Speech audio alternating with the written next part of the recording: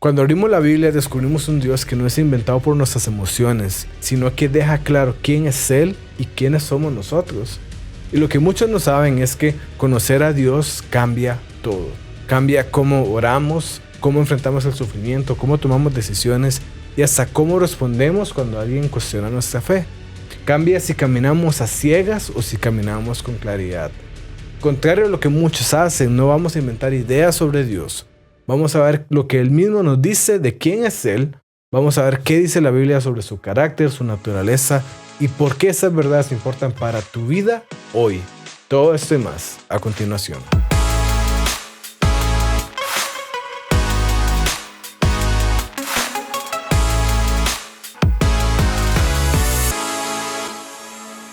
Charles Spurgeon comenzó una prédica el 7 de enero de 1855 con estas palabras.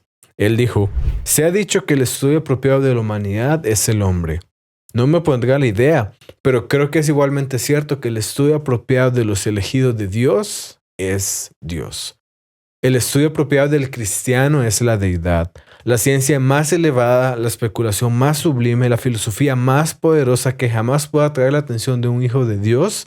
Es el nombre y la naturaleza de la persona, la obra, los hechos y la existencia del gran Dios a quien Él llama su Padre. La contemplación de la divinidad es algo sumamente enriquecedor para la mente. Es un tema tan vasto que todos nuestros pensamientos se pierden en su inmensidad, tan profundo que nuestro orgullo se ahoga en su infinitud. Ningún tema de contemplación tendrá más a humillar la mente que los pensamientos sobre Dios. Pero mientras el tema humilla a la mente, también la expande. El que piensa a menudo en Dios tendrá una mente más grande que el hombre que simplemente da vueltas alrededor de este estrecho globo. Nada engrandecerá tanto el intelecto, nada magnificará tanto el alma del hombre como una investigación devota, sincera y continua del gran tema de la deidad. Y él terminó con esta frase. Es a ese tema al que los invito esta mañana. Y es a este tema precisamente al que te invito hoy, cuando estudiaremos quién es realmente el Dios de la Biblia. Y este no es un tema menor, como podemos ver con lo que nos está diciendo Charles Spurgeon. Cada uno de nosotros tiene un propósito individual. Podemos tener metas que queramos alcanzar, pero recordemos que este es un propósito para nosotros como cristianos que está contenido dentro del propósito general que cada uno de nosotros tiene, que ese es sencillamente conocer a Dios y darlo a conocer. Y eso no es sobre espiritualizar todas las cosas, ¿verdad? De hecho, la Biblia misma nos manda a que ya sea que coman o beban o hagan cualquier otra cosa, háganlo todo para la gloria de Dios. Es decir, incluso las cosas que parecieran ser terrenales, como comer o beber, en realidad tienen un trasfondo espiritual y todo lo que hacemos, cada área de nuestra vida, todo lo que hacemos debería ser para la gloria de Dios. Del mismo modo pasa con nuestro propósito. Podemos tener propósitos y metas, digamos, entre comillas, terrenales, pero todo contenido en el propósito espiritual de conocer a Dios y darlo a conocer. Todo lo que hacemos, inclusive aquellas cosas que parecieran ser meramente terrenales, caen dentro de esto. Veamos incluso cómo el conocer a Dios no es algo meramente teórico o abstracto. El filósofo y teólogo William Lane Craig dice que una vez que comprendamos correctamente cómo es Dios, entonces cambiará nuestra vida. Cuando comprendamos el amor de Dios, nos sentiremos a su vez atraídos hacia Él y queremos responderle y amarle. Cuando comprendamos la deidad de Dios, nos postraremos ante Él con humildad. Cuando veamos el poder de Dios, iremos en su ayuda con confianza y triunfo. Cuando conozcamos la omnisciencia de Dios, podremos confiar en Él y en su guía cuando atravesamos las pruebas y los valles de la vida. Podemos dejar de despreciarnos y comprendernos y aceptarnos correctamente como aquellos que son amados por Dios. Ahora bien, lamentablemente muchas personas no saben quién realmente es Dios. Muchas personas piensan que cuando hablamos de Dios estamos hablando de un ser imaginario. Otras entienden que Dios es prácticamente como un ser humano con superpoderes. Y otras personas incluso entienden a Dios como un ser que nada más está para conceder mis deseos. Y podemos empezar con algo básico y esto nos va a llevar por el tema de los atributos de Dios, de la Trinidad, de la encarnación y luego terminaríamos viendo inclusive cómo es que el cristianismo no es una copia de mitos paganos, que es una afirmación que se hace muchas veces y veremos cómo responderla. Te han hecho una pregunta sobre la fe y te quedaste en blanco. Para que esto no pase, hice una lista de libros organizados por tema que te ayudan a pasar de la confusión a la claridad y donde aprenderás a responder las preguntas y objeciones que encontramos hoy en día, ya sean sobre la Biblia, sobre la Trinidad, sobre los aspectos culturales que enfrentamos hoy en día o sobre cualquier otra cosa. Entra a diegofalles.com/recomendados y da tu próximo paso para conocer más tu fe y poderla defender adecuadamente. Empecemos entonces con esto básico. Dios es mucho más grande que nosotros, ¿verdad? Es más, Dios es infinito y nosotros somos meramente finitos. En magnitud, entre nosotros, entre Dios y nosotros, hay un abismo tan grande, tan infinito, que el ser humano jamás podría cruzarlo. Esto quiere decir que si Dios no se revelara a nosotros, no podríamos jamás conocerlo. Y piensa qué aterrador sería esto. Si Dios quisiera esconderse de nosotros, no tendríamos forma de conocerlo, ¿verdad? ¿Cómo podríamos nosotros, seres finitos, conocer al Dios infinito si Él usara su poder infinito para esconderse de nosotros? Afortunadamente y literalmente gracias a Dios, Dios se nos ha revelado a nosotros. Él ha salido a nuestro encuentro para que lo podamos conocer. Así que podemos estudiar la revelación que Él nos ha dado y podemos ver cómo es Dios. Y ojo, cómo nos dice Él que Él es, a pesar de que quizás eso resulte de que Dios no es como yo pienso que debería ser, ¿verdad? Yo quiero saber cómo Dios es y para eso voy a escuchar, voy a aprender de su revelación en lugar de intentar amoldar la idea de Dios a lo que yo pienso que debería ser. Ahora bien, quiero aclarar que cuando hablo de que podemos estudiar a Dios, no estoy diciendo que podemos pretender que podemos entender completamente a Dios, ¿verdad? Que vamos a poder analizar cada aspecto de Él como si fuera un pequeño objeto en un laboratorio al que le podemos hacer toda clase de pruebas. Sencillamente es imposible para seres finitos como nosotros entender la totalidad del ser infinito. Nuestros pocos kilogramos de cerebro simplemente no son tan capaces. Si no podemos entender ni estudiarnos completamente a nosotros, ¿quién nos hace pensar que podemos estudiar completamente a Dios? Ahora, con esto no quiero decir tampoco de que hay una parte oscura de Dios y que nunca vamos a poder confiar plenamente porque hay algo que siempre va a estar ahí que nos puede engañar, ¿verdad? O que no podemos conocer, o que el hecho de que no podamos conocer totalmente a Dios no significa que no podamos tener conocimiento certero y verdadero de quién es Él, ¿verdad? La verdad es que el hecho de que hayan cosas que se nos escapan por nuestras limitaciones, esto no significa que lo que sí podemos conocer y comprender acerca de Dios sean cosas erróneas, ¿verdad? Lo que realmente quiere decir es que no podemos dimensionar la perfección de Dios. Y eso es algo que vale la pena meditar. No es de que Dios tiene una parte oscura, no, es que nosotros no podemos realmente entender o comprender certeramente cuán perfecto es Dios. Y eso es algo en lo que vale la pena meditar. Ahora, este estudio que nos lleva al conocimiento acerca de Dios es lo que se llama teología. Yo sé que esa palabra para muchas personas puede tener una mala connotación y algunas hasta les puede revolver el estómago. Pero teología es sencillamente esto, es el conocimiento o el estudio acerca de Dios. Y es importante saber esto porque no solo los que tienen formación académica o son profesores de seminario son teólogos, sino que todo cristiano en realidad es un teólogo. Ahora bien, ciertamente hay buenos y malos teólogos y nosotros, pues evidentemente deberíamos asegurarnos de ser de los buenos. Una buena teología es necesaria para vivir correctamente. ¿Por qué es eso? Lo hemos dicho otras veces, porque las ideas tienen consecuencias y las malas ideas tienen víctimas. Si tenemos una mala teología y una mala visión de Dios, entonces vamos a practicar incorrectamente el cristianismo y podemos causar mucho mal. Pensemos sencillamente en qué pasaría, por ejemplo, si creyéramos que la salvación es por obras o si creemos que el amor de Dios es condicionado a nuestro rendimiento. Eso sería un gran obstáculo para aceptar las buenas noticias del Evangelio de que la salvación es por obra y gracia de Dios por medio de la fe. Así que para conocer más a Dios y tener una buena teología, debemos ir a lo que Él ha revelado de sí mismo. Y vimos que Dios se revela de forma general en la creación. Por medio de las cosas que Dios ha creado, podemos saber mucho del creador detrás de esas cosas. Pero también hemos visto que Dios se ha revelado en la Biblia, la revelación específica de Dios. Y de hecho la Biblia nos permite conocer más cosas de Dios e ir más profundo en el conocimiento de quién es Él y cómo es Dios que la revelación general. Y por lo tanto, si te preguntas, bueno, ¿cómo saber más sobre cómo es Dios? La primera respuesta que debemos dar es, bueno, debemos estudiar la Biblia. Así que veremos algunas características o atributos que podemos ver de Dios en la Biblia. Normalmente esos atributos se dividen en dos categorías. Se habla de atributos incomunicables y por otro lado se habla de atributos comunicables de Dios. Que no te asuste la palabra, ¿verdad? Eso nada más se refiere a que los atributos incomunicables son unas características que son únicas de Dios, aquellas en las que nunca nos pareceremos a Él. Esas muestran la gran diferencia que hay entre Dios y la creación, que incluye el ser humano, ¿verdad? Nos habla de la diferencia entre el creador y lo creado.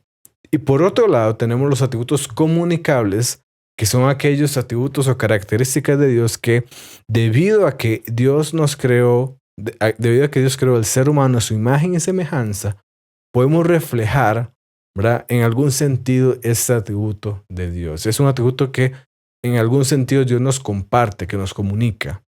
Ahora, estamos hablando ciertamente meramente de un reflejo, ¿verdad? Eso no quiere decir de que nosotros tenemos esas características igual a Dios, ¿verdad? Por el contrario, nunca las tendremos en la misma perfección, plenitud o grado de que Dios, pero Dios nos hizo de tal modo que pudiéramos reflejar y compartir en algún modo esas características comunicables de Dios.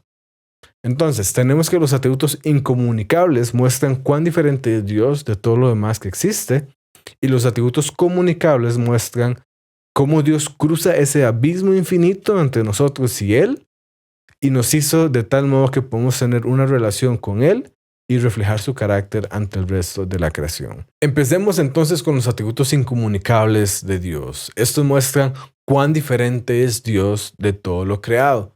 Por ejemplo, podemos empezar con el hecho de que Dios es infinito, y esto quiere decir que Dios no tiene límites en su ser ni en ninguno de sus atributos. Podemos hablar de un atributo que se llama aceidad, que tiene que ver con la autoexistencia, y este atributo nos dice que Dios existe por sí mismo, que no depende de nadie ni de nada, sino que por el contrario, todo lo demás que existe aparte de Dios, depende de Dios para existir.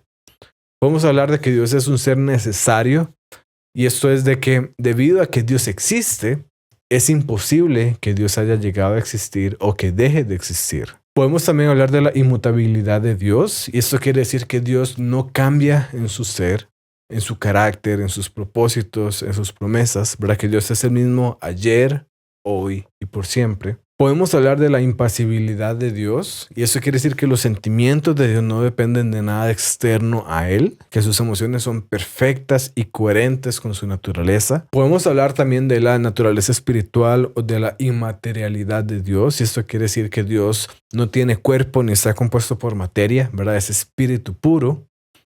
No se nos puede olvidar tampoco la eternidad, y este es el atributo por el cual Dios existe sin principio ni fin, y su existencia no está sujeta a las limitaciones del tiempo. Otro de los más famosos también podemos hablar de la omnipresencia de Dios, y esto quiere decir que Dios está presente en todo lugar, que no hay sitio donde Él esté ausente, ni donde su conocimiento y su poder no alcancen, ¿verdad? Que su ser no está limitado por el espacio. Podemos hablar de la omnisciencia, que dice que Dios lo sabe todo perfectamente y sin error, y de la omnipotencia, que nos dice que Dios puede hacer todo lo que es posible hacer. Tenemos la unidad de simplicidad divina, que nos dice que Dios es uno solo y no está compuesto por partes. Y de la majestad de Dios, que nos dice que Dios es supremamente glorioso, digno de adoración y perfecto, y que Él está infinitamente por encima de todo lo creado. Acá podemos ver claramente cómo Dios es radicalmente distinto a nosotros. ¿Verdad? Nosotros no existimos por nosotros mismos. De hecho, nuestra existencia es sumamente frágil. Hoy estamos y mañana no sabemos. No tenemos control absoluto sobre eso. No lo sabemos todo, no somos omnipotentes. Entonces tenemos estos atributos incomunicables de Dios. Nos hablan de cómo Dios es de hecho la base y la cima de todo lo que existe. Es la base de todo lo que existe, porque todo existe por Él y para Él, nos diría también Pablo. Y es la cima de todo lo que existe, porque Él es el ser perfecto y Él es el más grande, y por eso merece nuestra adoración. Y aún así, a pesar de todo esto, gracias a Dios, nuevamente, literalmente, Él ha elegido relacionarse con nosotros y hacer que nosotros reflejáramos ciertas características de Él al resto de la creación. Veamos entonces ahora los atributos comunicables de Dios y recordemos que Dios posee esos atributos en perfección, mientras que nosotros, los seres humanos, nada más los reflejamos de forma limitada. Vamos a hablar de la bondad de Dios, que nos dice que Dios es la fuente de todo bien y que actúa siempre buscando el bien de su creación. Vamos a hablar del amor de Dios, que nos recuerda también que Dios busca el bien de los demás de manera sacrificial y constante, inclusive. Podemos hablar también del amor de Dios, que nos dice que Él busca el bien de los demás de manera constante y hasta sacrificial. Podemos hablar de la misericordia de Dios, que nos enseña que Dios se compadece de aquel que sufre y le brinda alivio. De la gracia de Dios, que Él nos concede favor y bendición a quienes no lo merecemos. De la ira de Dios, que es la reacción justa y santa de un Dios perfecto ante el pecado y la maldad. Podemos hablar de la justicia de Dios, que nos dice que Dios siempre hace lo correcto y recompensa o castiga correctamente. Podemos hablar de la santidad de Dios, que Dios está completamente apartado del pecado y que es moralmente perfecto. Podemos hablar de la sabiduría de Dios, y eso nos dice que Dios usa su conocimiento de la mejor manera para cumplir sus propósitos perfectos. Podemos hablar de la veracidad de Dios, y eso nos dice que Dios es verdad y nunca miente ni engaña. Tenemos también la fidelidad de Dios, que Dios cumple todo lo que promete, que Dios nunca falla ni cambia de parecer. Y podemos hablar de la paciencia de Dios, que nos dice que Dios soporta el mal y retrasa el juicio para dar oportunidad al arrepentimiento. Y podemos terminar con la belleza de Dios, que nos dice que Dios es perfecto en hermosura moral y espiritual y produce en el espectador un deleite, placer y un asombro. Y recuerda, si quieres una guía gratuita sobre esos atributos de Dios, también qué significan y el respaldo bíblico para cada uno de ellos, puedes descargarla en diegofallas.com/atributos. Espero que esta lista te pueda dar una mejor idea de quién es el Dios de la Biblia, ¿verdad? No es, como vimos, este genio que concede todos tus deseos.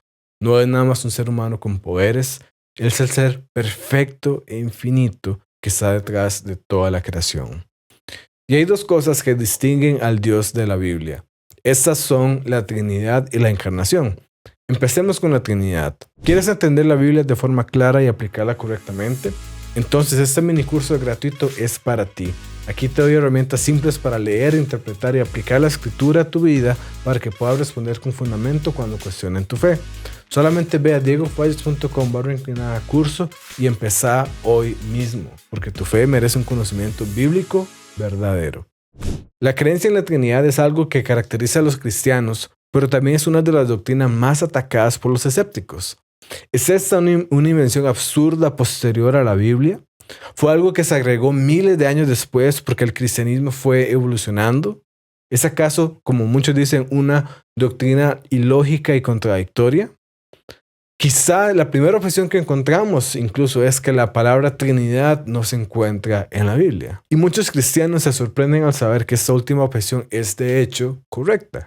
Es correcto decir que en ningún lado de la Biblia está la palabra Trinidad. Ahora bien, ¿eso es algo acaso que nos debería asustar? Eso es algo que prueba que justamente la Trinidad es una invención posterior proveniente de motivos oscuros a lo largo de la historia del cristianismo.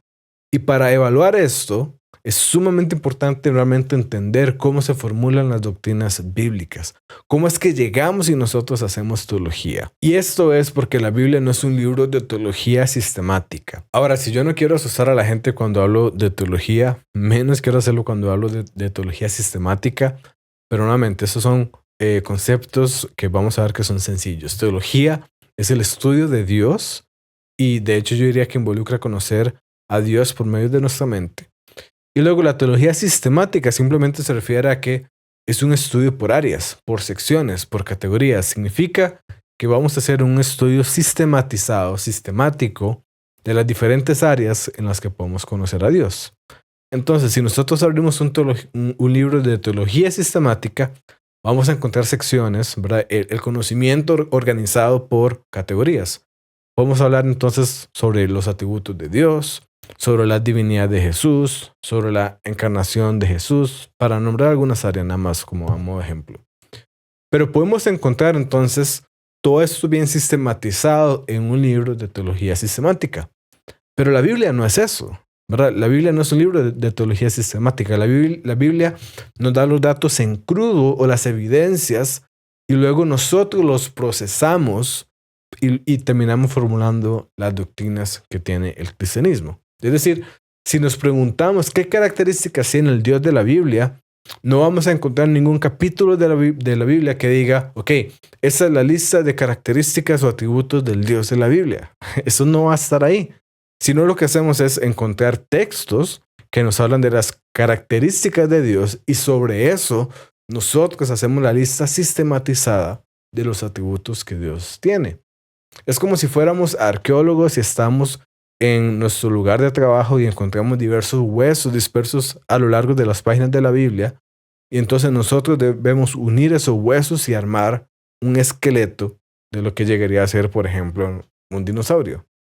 Pero nosotros encontramos estas evidencias, estos datos en crudo en la Biblia y luego los estudiamos, los procesamos y podemos entonces formular las doctrinas que tenemos. Y al hacer esto, siempre debemos tener presente que nuestra meta es formular una doctrina que primero se fundamente en las evidencias que encontramos en la Biblia, ¿verdad? Porque queremos que nuestras doctrinas sean bíblicas, que vengan de la Biblia, ¿verdad? No queremos ser influenciados por algo más o inventarnos algo nosotros, sino que se fundamente en lo que está en la Biblia. Y que también, por otro lado, nos ayude a explicar las evidencias, ¿verdad? Que también nos ayude a hacer sentido de las cosas que encontramos en la Biblia. No debemos olvidar también que una doctrina sólida es como una tela de araña que se fundamenta en diversos textos bíblicos, ¿verdad? Una doctrina robusta no va a estar fundamentada en un solo versículo, especialmente si es un versículo difícil de interpretar. Del mismo modo de que tendremos más certeza de que hemos acomodado los huesos de forma correcta en un esqueleto si tenemos más huesos, ¿verdad? Podemos ver cómo cada uno de ellos se acomoda. Del mismo modo tendremos más confianza en una doctrina si vemos que está fuertemente apoyada en muchos textos bíblicos y esa doctrina los explica también estos versos bíblicos adecuadamente. Entonces, por ejemplo, podemos saber que Jesús vino a salvarnos con una gran confianza porque hay un montón de versículos que nos hablan de esto. Y sin embargo, no podemos tener esa misma certeza si preguntamos si Adán tenía un ombligo o no. Sencillamente no tenemos suficiente información en la Biblia para responder de forma definitiva el tema del ombligo de Adán, por más que algunos ya no puedan dormir ahora pensando en eso. Ahora, no creas que con todo esto estoy evadiendo el tema de que la palabra Trinidad no sale en la Biblia. Pero es que una vez que entendemos el proceso de cómo es que se hace teología, podemos responder adecuadamente a esta objeción.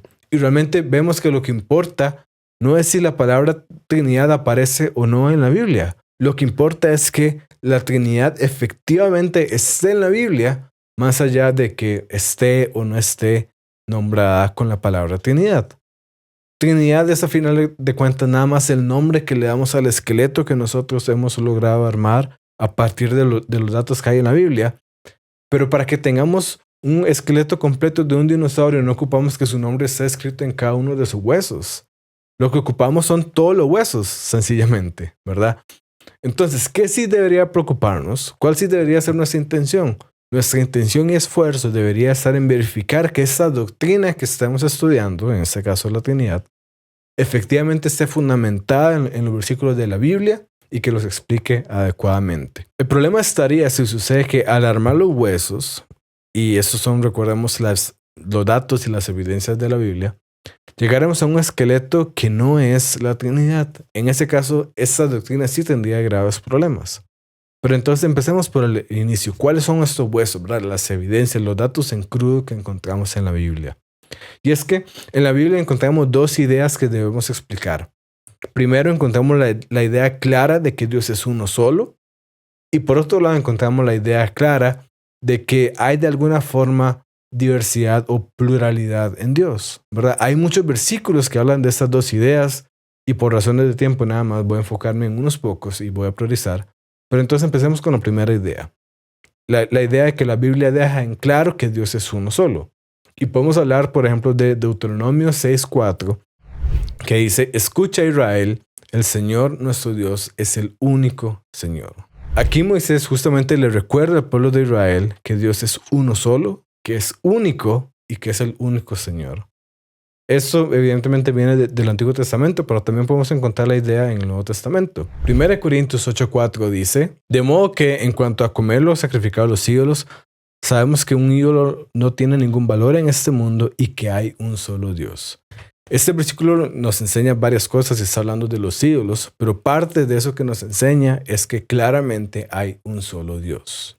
Ahora también podemos ir a la otra idea que encontramos en la Biblia y es la idea clara de que hay cierta pluralidad o diversidad en Dios. Por ejemplo, podemos hablar de Mateo 28:19, donde nos dice Jesús: por tanto, vayan y hagan discípulos a todas las naciones, bautizándolos en nombre del Padre, del Hijo y del Espíritu Santo. Y esto es muy interesante porque tenemos que hay tres que forman parte del nombre, ojo, singular, ¿verdad? No dice los nombres en el que hay que bautizar. Lo que se nos dice es en nombre del Padre, del Hijo y del Espíritu Santo. Luego también, por ejemplo, tenemos Lucas 1:35, donde se nos dice que el ángel le respondió: el Espíritu Santo vendrá sobre ti y el poder del Altísimo te cubrirá con su sombra, y por eso el santo ser que nacerá será llamado hijos de Dios. Vemos que nuevamente hay tres que tienen características divinas. Y podemos hablar incluso de Mateo 3:16-17, donde se nos dice que tan pronto como Jesús fue bautizado, subió del agua, y en ese momento se abrió el cielo y vio el Espíritu de Dios bajar como una paloma y posarse sobre él. Y una voz del cielo decía: este es mi Hijo amado, estoy muy complacido con él. En este versículo incluso podemos ver las tres personas de Dios interactuando en ese momento. Entonces, para resumir esto, tenemos la idea de que Dios es uno solo, pero que también hay pluralidad o diversidad en Dios. Entonces la pregunta se vuelve: ok, ¿cómo podemos entender esto? Y esta es la explicación de por qué se formula la doctrina de la Trinidad. Y eso es lo verdaderamente importante, porque esa doctrina nos dice que Dios es uno solo y que existen tres personas en Dios. Vemos que hay un solo ser, un solo Dios, y que ese ser tiene tres personas distintas. Tenemos al Padre, al Hijo y al Espíritu Santo, y ellos comparten una naturaleza divina. Dios es un solo ser que tiene tres personas distintas. Y ahora llama la atención por qué es que usamos esta palabra, ¿verdad? Personas. ¿A qué nos estamos refiriendo? Muchos inclusive han llegado a pensar que Dios tiene tres seres humanos, pero esto claramente no es así. La respuesta está en que Dios, el único Dios que existe, tiene, por decirlo así, tres centros de conciencia distintos. Tiene tres que pueden decir yo y relacionarse entre ellos, pero que comparten una misma naturaleza y voluntad perfecta. Y se llaman personas porque son personales y se relacionan entre sí. Los seres humanos somos un solo ser que tiene una sola persona, y en cambio Dios es un solo ser que tiene tres personas. Con esto podemos ver que la Trinidad no es una invención posterior, ¿verdad? En realidad podemos ver cómo la doctrina de la Trinidad viene del propio texto de la Biblia, de la idea fundamental en la Biblia de que Dios es uno y de que también hay pluralidad en Dios. El hecho de que más adelante fue que se le puso el nombre a esa doctrina, Trinidad, eso es irrelevante, ¿verdad? Porque, volviendo a la analogía del esqueleto, lo que realmente importa no es el nombre que le pongamos al esqueleto, sino que podamos armar el esqueleto a partir de los huesos y las evidencias que encontramos en la Biblia. Y en ese punto no hay discusión. La Biblia enseña claramente que existe un solo Dios que tiene tres personas. Ahora, ciertamente eso es difícil de entender, ¿verdad? Nadie ha dicho que la Trinidad es fácil de entender completamente. Y muchas personas han descrito la Trinidad de forma incorrecta, ya sea por error o por confusión. Algunos, como los mormones, afirman que la Trinidad enseña que Dios es en realidad tres dioses distintos, ¿verdad? Pero vemos que eso no está de acuerdo con lo que enseña la Biblia, porque claramente se nos enseña que hay un solo Dios. Por otro lado, otros dicen que Dios es un solo ser con una persona, pero que tiene tres expresiones o revelaciones distintas, o que tiene tres modos o formas de existencia distintos, ¿verdad? Y eso se conoce como el modalismo y es muy común en iglesias unicitarias. Y eso también es incorrecto porque no está de acuerdo nuevamente con lo que vemos en la Biblia. Lo que la Biblia nos enseña no es que hay tres expresiones de Dios, no son tres modos distintos en los que Dios aparece, son tres personas. Incluso otro malentendido proviene del Islam, que afirma que la Trinidad está compuesta por Dios, Jesús y María. Y esto ni siquiera, no hay forma de sacarlo incorrectamente de la Biblia, ¿verdad? Esto no le hace justicia a los datos bíblicos. Y aunque cualquiera de estas interpretaciones de las evidencias puede ser más fácil de entender que lo que realmente enseña la doctrina de la Trinidad, ninguna de estas interpretaciones están de acuerdo con la evidencia bíblica y por eso podemos decir que son incorrectas.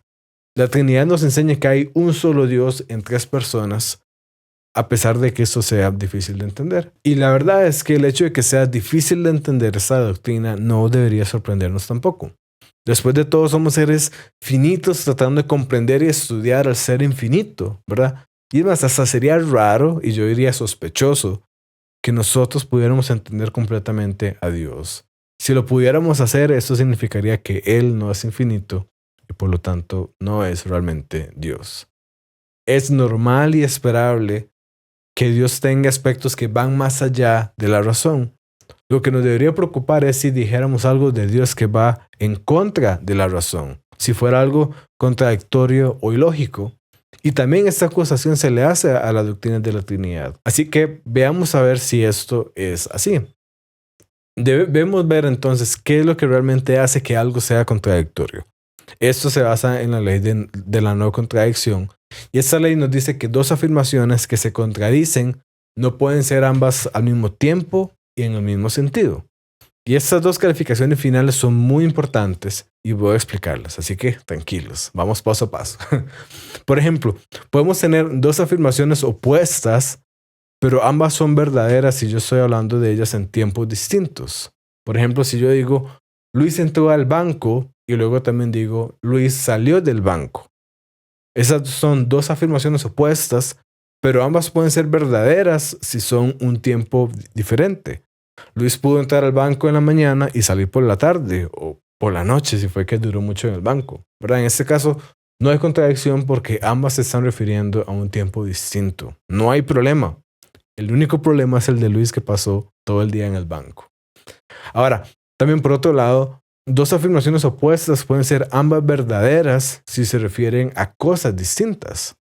Por ejemplo, si yo digo, a Carlos le regalaron un café, y si también digo, a Carlos no le regalaron un café, ambas pueden ser verdaderas si sucede que en la primera yo me estoy refiriendo a que a él le regalaron una bebida de café, entonces le regalaron un café. Y en la segunda, si yo digo que a él no le regalaron un café, pero no me estoy refiriendo a la bebida, sino que me refiero a la tienda del café, al establecimiento del café. Entonces, ambas pueden ser verdaderas si yo estoy hablando de cosas distintas. Así que espero que ya con esto podamos entender mejor la ley de la no contradicción, ¿verdad? Cuando se nos dice que dos afirmaciones opuestas no pueden ser ambas verdaderas al mismo tiempo y al mismo sentido. Es decir, únicamente algo es contradictorio si es opuesto en el mismo tiempo y en el mismo sentido. Si yo estoy hablando de la misma cosa al mismo tiempo y se contradice. Y hasta ahí vamos a ir con temas de la lógica, ¿verdad? Así que si alguien ya estaba hiperventilando, ya puede respirar con tranquilidad. Veamos entonces cómo esto tiene que ver con el tema de la Trinidad. Y es que esta doctrina efectivamente sería contradictoria si nosotros dijéramos que Dios es uno y tres al mismo tiempo, ¿verdad? Que es un Dios y tres dioses al mismo tiempo. Eso claramente sería contradictorio. O si decimos que Dios tiene una persona y tres personas al mismo tiempo. Ahí también sería contradictorio porque estamos usando los dos términos al mismo tiempo y en el mismo sentido. Sin embargo, la doctrina de la Trinidad no enseña ninguna de esas cosas. Como hemos visto, la formulación correcta es que tenemos un Dios en tres personas. Vale la pena notar que Dios y personas no se están refiriendo a lo mismo y por lo tanto no hay contradicción. Tenemos un aspecto de uno y tres de otro. No hay contradicción. El ser se refiere a la naturaleza divina, a que hay un solo Dios. Y lo segundo se refiere a las personas o los centros de conciencia dentro de este ser. En Dios hay un qué, que es la naturaleza divina, y hay tres quiénes, que son las personas de la Trinidad, el Padre, el Hijo y el Espíritu Santo. Son cosas distintas y por lo tanto no hay contradicción. Ahora, creo que muchas personas bien intencionadas buscan ilustraciones para que sea más fácil explicar este tema de la Trinidad. Quizás hayas escuchado que la Trinidad es como el agua, que puede ser hielo, líquido o vapor, o como un hombre que tanto es padre como hijo, como esposo, o como un huevo que puede tener cáscara clara y la yema. Pero la triste verdad es que, aunque estas ilustraciones en su mayoría, o algunas pueden ser útiles, en su mayoría resultan no ser precisas y en realidad lo que terminan representando es algo herético y no la doctrina de la Trinidad que encontramos en la Biblia.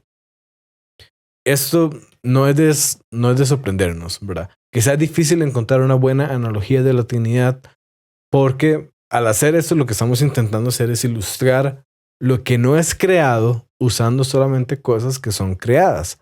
Queremos ilustrar algo infinito usando solamente cosas finitas. Entonces, yo más bien diría que es esperable que sea difícil encontrar en la creación algo que represente bien al creador y la realidad última. Por eso yo prefiero entender este tema de la siguiente manera. Que cuando hablamos de Dios estamos hablando de un qué, es decir, estamos hablando de la naturaleza divina de Dios. Y sin embargo, este ser, este único ser, tiene tres quiénes, que son las tres personas que hay en la Trinidad, el Padre, el Hijo y el Espíritu Santo. Entonces, cuando pensamos en la Trinidad, podemos pensar en un qué y tres quiénes. Veamos este último aspecto de la Trinidad y es algo que separa al Dios de la Biblia del Dios del Islam. Tanto el cristianismo como el Islam, ambos afirman que Dios es el ser más grande que hay, que es el ser perfecto, que tiene todas las cosas buenas, todas las perfecciones infinitamente y sin límite, que es el ser máximamente grande. Y esto quiere decir que a Dios no le falta nada, que Dios no necesita nada. De hecho, Dios no nos necesita a nosotros. No necesitaba crearnos del todo, ¿verdad? Dios no nos creó porque Él, necesitaba hacerlo, porque necesitaba llenar un vacío. Dios nos creó porque Él quiso, ¿verdad? Y si no nos hubiera creado, hubiera seguido siendo perfectamente Dios. Y eso es uno de los aspectos donde la doctrina de la Trinidad brilla más, creo yo, porque al Islam le podemos preguntar, porque el Islam, en contraste con el cristianismo, dice que Dios solamente tiene una persona, es decir, así como un ser humano es un qué con un quién, el Islam también dice que Dios es un qué con un quién. Pero entonces podemos preguntarle al Islam, si Dios es así, ¿verdad? ¿Cómo podría ser que Él tuviera amor y comunidad antes de crearnos o incluso si nunca nos hubiera creado? Y eso es importante porque el amor requiere otro, ¿verdad? Pero si el Dios del Islam nunca hubiera creado, nunca hubiera habido otra persona a la cual amar. Un Dios que tuviera una sola persona solamente podría comenzar a amar después de crear algo. Pero eso significaría que Dios dependería de la creación para ser amoroso y para tener comunidad. Esto claramente contradice la idea de que Dios es el ser perfecto infinitamente y que no necesita nadie más o nada más. Entonces, por más que lo intente, el Dios del Islam no es el ser máximamente grande. Por el contrario, en la Trinidad tenemos a un Dios en tres personas, un qué con tres quiénes. Y eso significa que el amor y la comunidad existían perfectamente en Dios eternamente, aún antes de crear y aún incluso si Dios nunca hubiera creado. Este es un ser que sí es máximamente grande, que es perfecto sin límite, y también nos quiere decir que Dios no nos creó porque nos necesitaba, que Él nos creó porque aunque no tenía que hacerlo, decidió que valíamos la pena. No era para llenar un vacío en Él, no era para complementar algo que le hacía falta. Él ya tenía amor y comunidad perfectos en los miembros de la Trinidad. Dios nos creó por un desbordamiento de amor y no por necesidad. Por lo tanto, tenemos que, debido a la Trinidad, el cristianismo y no el Islam es la creencia que adecuadamente representa a Dios como el ser que tiene todas las perfecciones infinitamente. Así que podemos ver que la Trinidad surge de la Biblia, que no es una invención posterior, que no es contradictoria y que por si fuera poca, nos ayuda a explicar por qué Dios es el ser perfecto e infinito. Ahora, presta atención porque vamos a pasar a la encarnación de Jesús y más adelante vamos a ver cómo todo esto se amarra con el hecho de que la Biblia no copió de dioses paganos o mitos antiguos también para hacer su creencia. Ahora, en medio de frases virales y objeciones rápidas, necesitamos una buena lógica y conocimiento bíblico. Por eso en mis plataformas desarmo ideas comunes pero confusas y te muestro cómo responder con gracia y con verdad. Seguí @soy Diego Fallas en YouTube, Instagram, Facebook, X y TikTok y escuchar podcast de Realidad Sin Filtros en Spotify y Apple Podcasts. Y sumate también al grupo de WhatsApp en diegofallas.com/grupo para que puedas recibir todo, absolutamente todo, directo en tu celular. ¿Qué podemos decir con respecto a la encarnación de Jesús? ¿Qué podemos decir con respecto a esta idea que Jesús vino y es tanto Dios como hombre? ¿Es eso también absurdo, ilógico y una invención tardía? Al igual que hacemos con la Trinidad y al igual que hacemos con cualquier doctrina, a la hora de hacer teología es importante analizar los datos en crudo, las evidencias que encontramos en la Biblia. Y a partir de esto, entonces, vamos a construir una doctrina que se fundamente en lo que dice la Biblia y que nos ayude a explicar lo que vemos en la Biblia. Y en la Biblia encontramos ideas que debemos explicar sobre la encarnación de Jesús. Primero, encontramos la idea de que Jesús era Dios. Y además, encontramos la idea de que Jesús era un ser humano. Hay muchos versículos que nos hablan de estas dos ideas, pero, nuevamente, por razones de tiempo, voy a enfocarme en unos pocos. Empecemos con la primera idea. La Biblia nos deja en claro que Jesús era Dios. Veamos Colosenses 2:9 que dice: porque toda la plenitud de la divinidad habita en forma corporal en Cristo. Ha sido más claro, ¿verdad? O pensemos en Juan 1:1, en donde Juan se refiere a Jesús como el Verbo y nos dice: en el principio ya existía el Verbo y el Verbo estaba con Dios y el Verbo era Dios. De hecho, este pasaje de Juan es muy interesante porque en el versículo 1 nos dice que el Verbo, refiriéndose a Jesús, que el Verbo era Dios.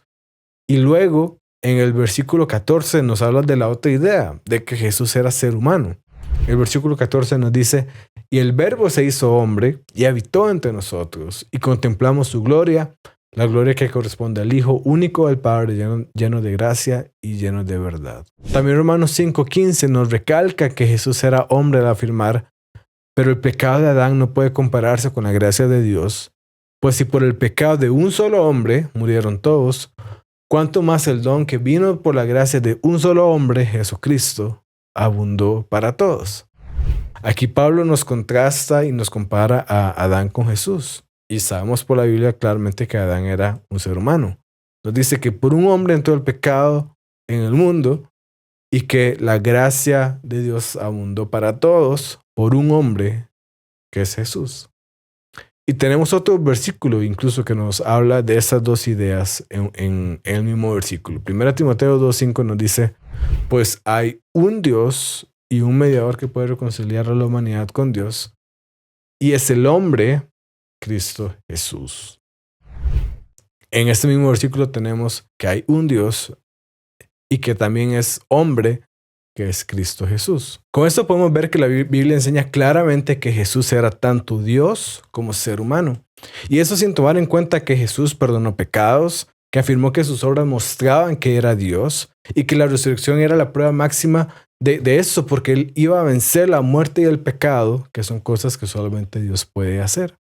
Pero que también, por otro lado, la Biblia nos enseña que tuvo dolor Jesús, que experimentó debilidad, que fue tentado y que llegó a morir en la cruz. Es claro entonces que en Jesús tenemos tanto a Dios como a un ser humano. Entonces, nuevamente, ¿cómo podemos entender esto? ¿Verdad? No es que Jesús se convirtió en dos personas distintas. Esto no está de acuerdo con lo que nos enseña la Biblia. Tampoco es que lo divino se convirtió en humano. Porque si lo divino se convirtió en lo humano, deja entonces de ser divino. Y esto es absurdo porque Dios no puede dejar de ser Dios. Eso es contradictorio.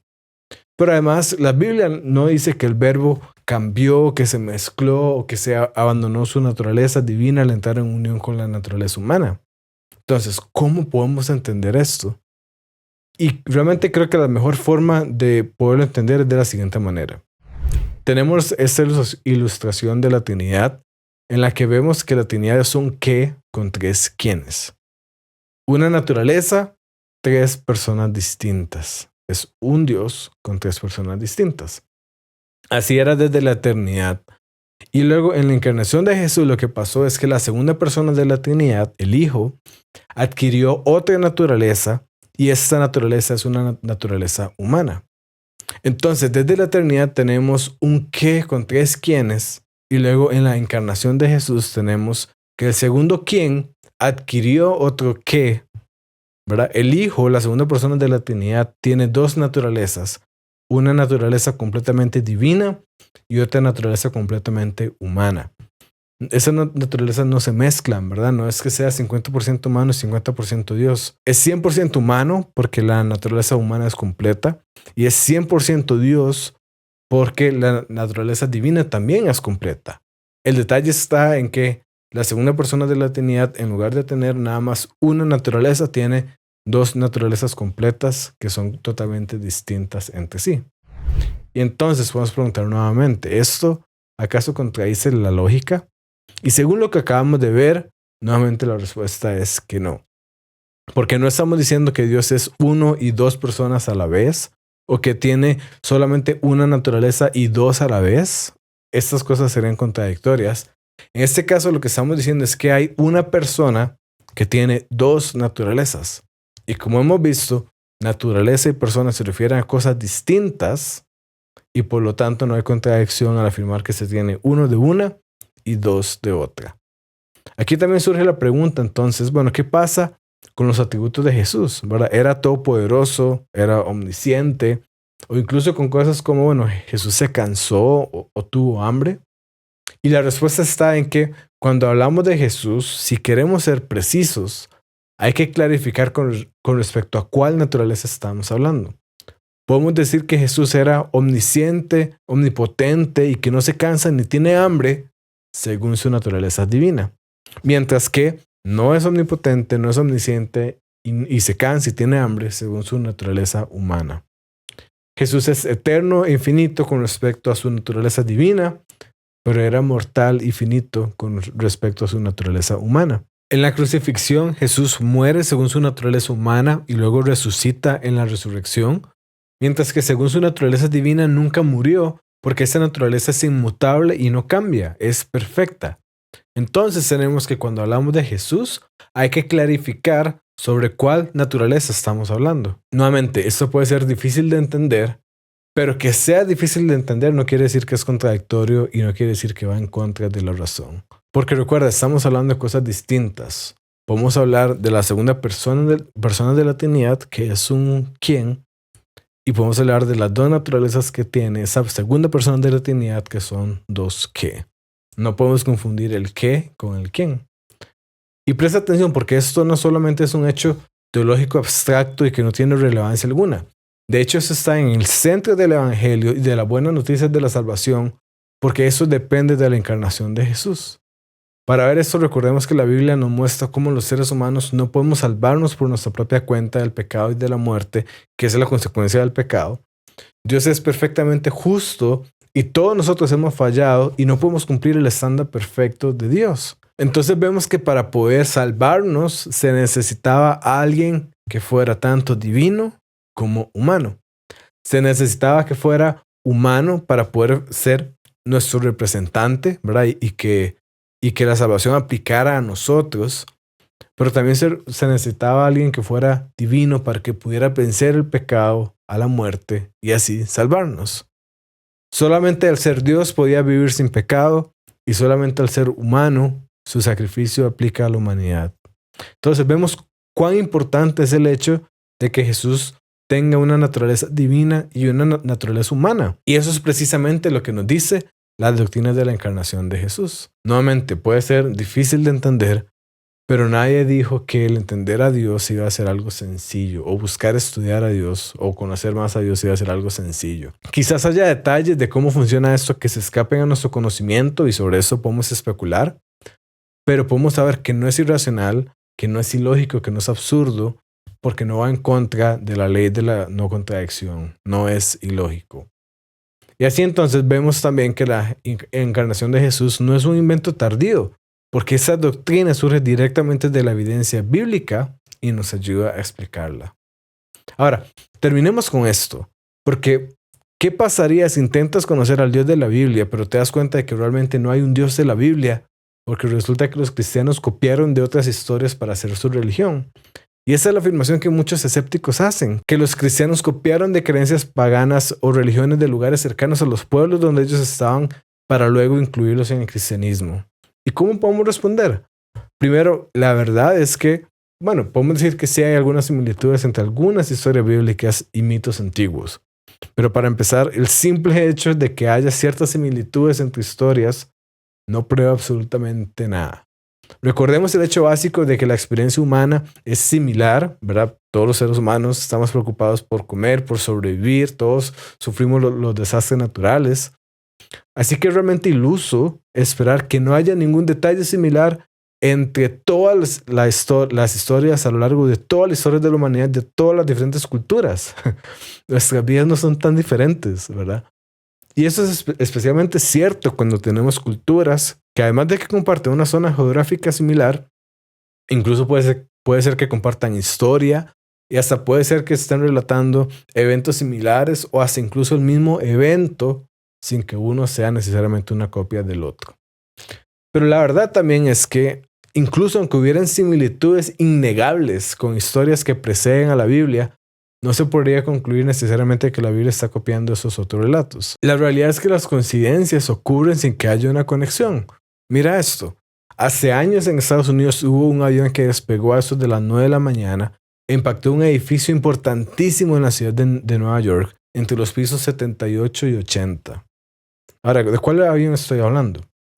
Te digo que si piensas que si estoy hablando del ataque del 9 de septiembre del 2001 a las Torres Gemelas, estás equivocado. En realidad estoy hablando del avión en 1945 que se estrelló contra el Empire State. ¿O qué me dices de un barco que zarpó en su viaje inaugural desde Europa y cruzó el Atlántico, chocó contra un iceberg hace aproximadamente un siglo y no tenía suficientes botes salvavidas? Este barco se hundió, murieron muchas personas y se llama el Titán. Este es el barco del Titán que viene de una novela ficticia de 1898, 14 años antes de que ocurriera el desastre del Titanic. Solo imagínate que alguien diga que como la historia del avión del Empire State y del Titán, que incluso es ficticia, como esas historias tienen detalles similares a las del 9/11 y a las del Titanic, pero son más viejas, eso muestra que el 9/11 nunca pasó, ¿verdad? Y que el Titanic es solo una copia de una obra ficticia. Imagínate el grave error que eso sería. Si uno quiere conectar estas historias, ciertamente puede inventar una gran teoría para hacerlo, pero podemos ver claramente cómo esas dos cosas no tienen ninguna relación. Es una simple coincidencia. Por otro lado, si nos vamos nada más por las fechas, en realidad tenemos que algunos de los relatos que supuestamente la Biblia copió, de hecho fueron escritos después del relato bíblico. Un gran ejemplo de esto es que se dice que Jesús fue un plagio de Mitras, un dios romano. Sin embargo, las primeras evidencias del culto a Mitra son a finales del primer siglo, pero tenemos que la historia básica de la resurrección de Jesús ya estaba establecida poco después de la crucifixión en los años 30 del primer siglo. Es decir, Mitra viene demasiado tarde como para influenciar la historia del cristianismo.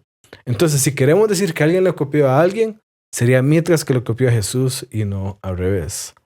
Pero además, las similitudes que normalmente se presentan muchas veces terminan siendo aspectos exagerados a tal punto que no terminan probando nada. Por ejemplo, a veces se dice que la resurrección es una copia de dioses egipcios como Osiris, pero resulta que esto parte de una interpretación simbólica y tardía que decía que Osiris moría y revivía continuamente según los ciclos agrícolas. Pero esa es una idea muy diferente a lo que tenemos con la muerte y resurrección de Jesús, porque no es algo simbólico y no es algo cíclico, ¿verdad? Jesús no está muriendo y resucitando, no, fue solamente una vez y estamos hablando de una muerte y resurrección literal. Y es más, volviendo al caso de Mitras, los supuestos paralelos que se citan, como el hecho de que nació de una virgen, que tuvo 12 discípulos o que murió sacrificado, realmente no aparecen en los textos antiguos de las fuentes romanas. Y lo mismo se puede decir de casos como Horus, Krishna, Atis, Dioniso y otros dioses mitológicos. Todo eso no nos debe preocupar. La historia de Jesús es singular y no hay otro mito que se compare a la vida, muerte y resurrección de Jesús. Estas ideas de que Jesús es una copia de otros mitos antiguos son muy populares en Internet, pero entre los académicos está el consenso claro de que los cristianos no copiaron la idea de la resurrección de Jesús de otros mitos. Y así lo muestra trabajos como por ejemplo el de T.D. Menninger. Y eso tiene sentido porque los primeros cristianos eran judíos devotos muy comprometidos con su fe, hasta en los detalles más pequeños de la ley. De hecho, en el Nuevo Testamento podemos ver cómo ellos debatían si podían comer carne que había sido sacrificada a los ídolos. O incluso vemos que el mismo Pedro no quería sentarse a comer con los cristianos que no eran judíos. Con ese nivel de celo, no tiene lógica pensar que estos grupos de judíos, nuevamente celosos de su fe, iban a tomar ideas religiosas de mitologías paganas para construir lo que ellos creían. Y por último, ese es el punto más importante. A diferencia de los mitos paganos, el cristianismo tiene una base histórica sólida. El Nuevo Testamento tiene más autores, mejores autores y autores más tempranos que cualquier otro documento antiguo. Ninguna obra antigua tiene más evidencias de su verdad histórica que el Nuevo Testamento. Los escritos cristianos se produjeron dentro del tiempo de vida de los testigos oculares, lo que hace imposible que la historia se haya evolucionado como un mito porque esas personas estaban vivas y ellas las pudieron haber corregido si hubieran detalles incorrectos. Y por si fuera poco, vemos que los primeros discípulos están dispuestos a morir por lo que creían haber visto con sus propios ojos. Pero una persona puede morir por una mentira que cree que es verdad, pero nadie va a morir por una mentira que sabe que es una mentira. Nada de eso existe en los mitos paganos. No tienen testigos, no tienen documentos tempranos, no tienen autores verificables y no tienen evidencia histórica seria detrás de sus relatos. El cristianismo sí. La conclusión es clara. Las coincidencias no significan que hubo plagio. Las supuestas similitudes entre el cristianismo y los mitos paganos están exageradas o directamente inventadas. Y algunas historias paganas que parecen similares al cristianismo son, de hecho, posteriores al cristianismo. Los académicos rechazan la idea de que los primeros cristianos hayan copiado algo y no se te olvide lo más importante, que el cristianismo se mantiene por sí solo, no se ocupa de apoyar en nada más. Tiene una base histórica sólida, mientras que los otros mitos no. Jesús no es una copia, es una figura histórica real cuya vida, muerte y resurrección cambió el mundo en todo sentido posible. Así que si estamos hablando de conocer al Dios de la Biblia, no podemos terminar en un concepto abstracto, porque Dios no es así. Él se ha revelado de forma general en la creación, de forma específica en la Biblia y en última instancia se da a conocer en Jesús. Colosenses 1:15 nos dice que Jesús es la imagen del Dios invisible. Y eso quiere decir que si queremos saber cómo es Dios, debemos mirar a Jesús. En su compasión vemos la misericordia de Dios, en su firmeza vemos la santidad de Dios, en su enseñanza vemos la verdad de Dios y en su muerte y resurrección vemos el amor y la justicia de Dios. Te animo a conocer más al Dios de la Biblia, te animo a conocer más a Jesús.